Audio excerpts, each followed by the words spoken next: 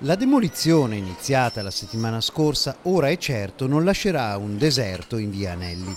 Le 8 palazzine del complesso Serenissima, come è noto, lasceranno lo spazio alla nuova questura, una mossa importante per l'urbanistica padovana che riqualificherà totalmente una delle zone più commerciali ma difficili della città e toglierà dal centro storico l'attività degli uffici della Polizia di Stato. La certezza, inutile sottolinearlo, in Italia può esserci solo se a un progetto seguono i fatti. E i fatti, sia chiaro, sono tali solo se ci sono i fondi per realizzarli.